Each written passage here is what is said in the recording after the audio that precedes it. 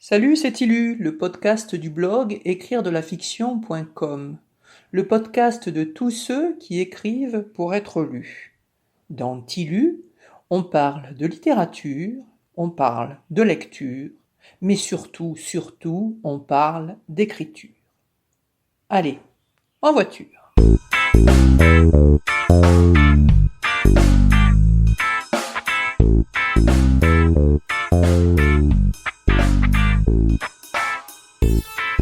Alors aujourd'hui, on va parler des 5 meilleurs blogs féminins pour écrivains en herbe. Parce qu'à la suite de mon précédent article sur les 5 meilleurs blogs de conseils d'écriture, c'est-à-dire ceux dans lesquels j'ai trouvé matière à réflexion, je vous ai annoncé un second volet consacré aux blogs féminins. Ce n'était pas une volonté affirmée de séparer les femmes des hommes, c'est tombé comme ça. Le fait est que je m'y retrouve mieux auprès de Nicolas Kempf, Stéphane Arnier, Julien Hirt, Jérôme Vialetton et Dominique Bellavance, qui donc sont tous des hommes, que de ces dames. Allez savoir pourquoi. Mais il n'y a pas de raison. Voici donc les 5 meilleurs blogs de conseils d'écriture tenus par des femmes. Le fait est que chacun et chacune apporte quelque chose de différent et qu'il est tout à fait possible de piocher à droite et à gauche sans y laisser son âme. C'est même conseillé. Premier blog, vivre de ses romans. Anaïs W est spécialisée dans l'auto-édition. Elle se lance en 2015 avec un blog nommé Les Livres d'Anaïs, redirigé aujourd'hui vers un titre plus accrocheur.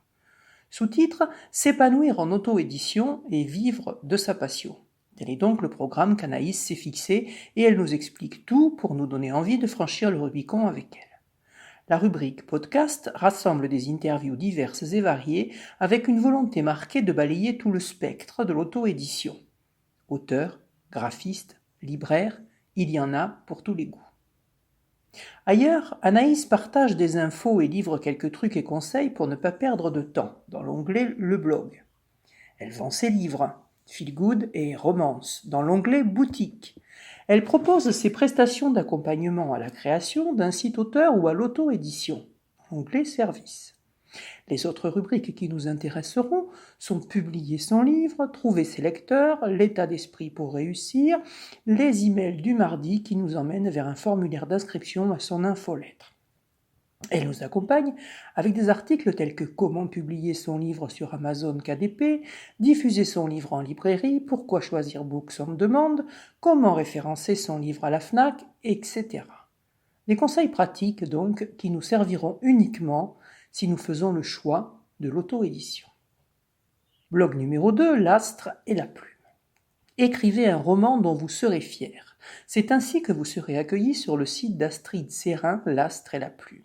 Astrid se présente ainsi. Je suis Astrid, romancière et créatrice de ce site.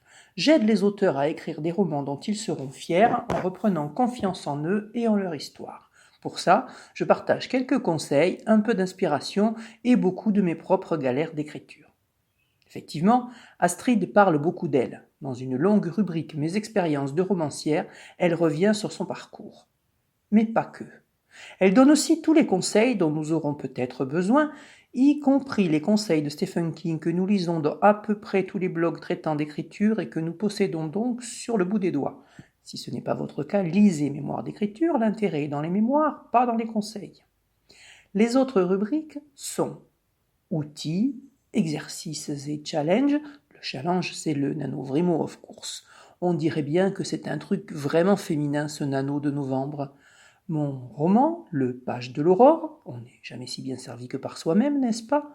L'aventure de la publication, mes sources d'inspiration, mes blogs préférés, mes lectures, des chroniques, des interviews, la vie de blogueuse, les newsletters, la vie du blog.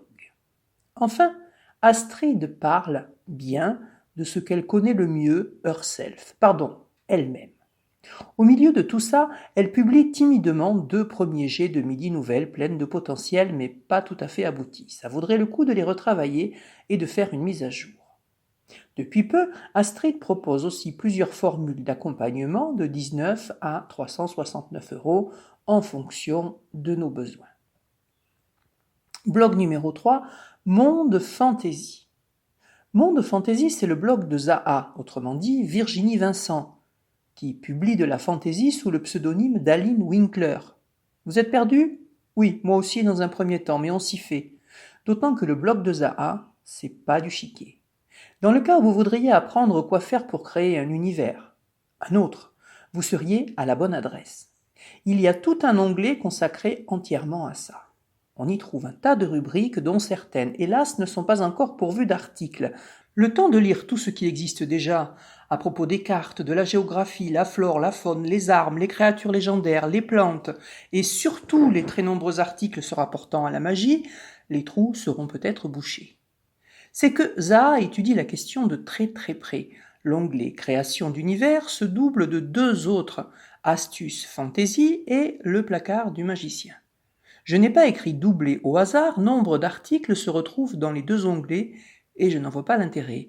Mais j'avoue humblement que je suis toujours en train de développer mon don de double vue, quelque chose m'échappe sûrement. Zaha propose d'intégrer sa communauté en souscrivant un abonnement mensuel. 3 formules échelonnées entre 6 et 50 euros. Oui, 50 euros mensuels quand même. J'aurais aimé savoir ce qu'était le Exclusive Lens Access. Ça sonne bien, mais on ne nous en dit pas plus. Sinon, Zaha propose aussi de s'abonner gratuitement pour recevoir des idées dans le but de réussir un challenge Bradbury, à savoir écrire une nouvelle chaque semaine durant 52 semaines. On est dans la quantité, pas dans la qualité, mais ce challenge a le mérite de nous apprendre à nous asseoir chaque jour pour écrire, c'est déjà beaucoup. Bradbury, c'est en 52 semaines, NaNoWriMo, c'est en un mois, le mois de novembre, tous les jours. C'est dans l'air du temps, il faut produire. Bien ou mal, mais il faut produire. Non, l'intérêt de Monde Fantasy, c'est vraiment le world building, et si vous écrivez de la fantasy, courez-y, vous y trouverez votre compte. Blog numéro 4, Léa Herbreteau. Le blog de Léa, c'est une autre histoire, très bien organisée, à l'opposé du joyeux fouillis de Zaha. Vous y trouverez les vidéos de sa chaîne YouTube et de très nombreux et très brefs articles de conseils, encore une fois tournés en grande partie vers la personne de l'auteur, WTF. Nous serons tout sur le calendrier de Léa et nous pourrons lire tous les avis sur son livre Les contours de la mélancolie, que d'ailleurs elle appelle un ouvrage avec un S. Mais Léa ne s'est pas fendue d'une rubrique à propos, elle s'efface derrière son œuvre, son site est clairement conçu pour l'aider à vendre des livres. Dans la partie blog, toutefois, ce qu'elle nomme sa tambouille pour écrivain, nous découvrirons plein de petites choses très intéressantes en jonglant entre les rubriques. Réflexion intense autour de l'écriture, conseils d'écriture à prendre au pied de la lettre, mon parcours dans l'édition, motivation indestructible pour écrivain flemmard, ma vie hyper intéressante. J'apprécie beaucoup ce blog qui apporte un grand vent de liberté et de fantaisie. Je vous recommande tout particulièrement Mon parcours dans l'édition, sorte de journal intime d'une auteure, finalement édité chez Calman Levy. Blog numéro 5, à propos d'écriture.